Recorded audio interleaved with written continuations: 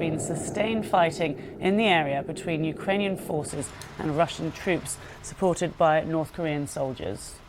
These pictures are from the Russian Ministry of Defense, and they're said to show a Russian fighter jet carrying out airstrikes on Ukrainian armed forces units in the border area of the Kursk region.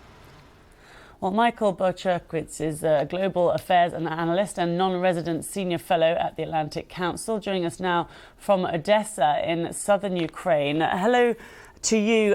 Can we talk about what's happened in Kursk first of all? Do you have any more information on that, on what's happened there? Sure. It's very difficult to get information out of there. There's quite the information blackout, but I can tell you that I'm surprised that it took Russia this long to play this disinformation game, that is to blame the Ukrainians for war crimes when they're the ones time and time again committing war crimes here in Ukraine, including, about 24 hours ago here in Odessa. If we look at the pattern of Ukrainian targeting in Russia or Russian occupied territories, it's always been legitimate military targets, oil refineries, bridges, things like that. So it's very hard to give any credibility to the Russian statements.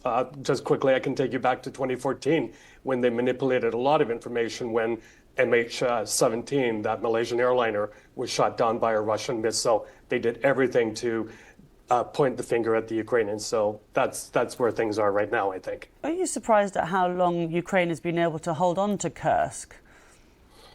Absolutely. Given the manpower shortage here in Ukraine right now on the front line, it is surprising.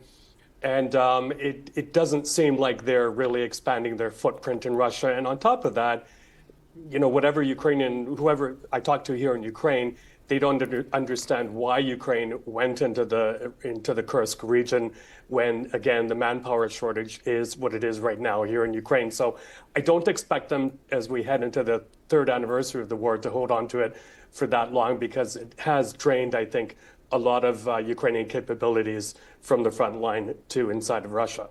You're in Odessa, as we said, and we mentioned that incident. Can you tell us a bit more about that one? What have you been hearing?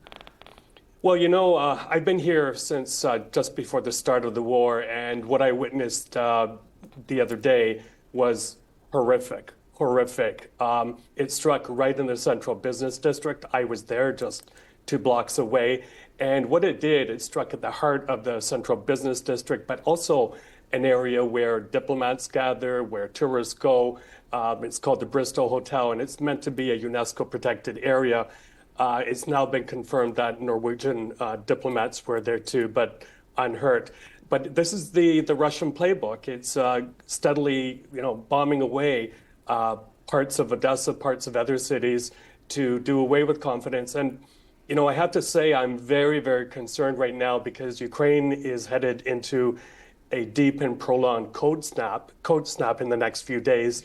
And that's typically when Russians tend to bomb critical infrastructure, making life even more difficult on Ukraine. And so again, it's such a sad development because it will have a blow to business confidence, to tourism, to even the security of people here.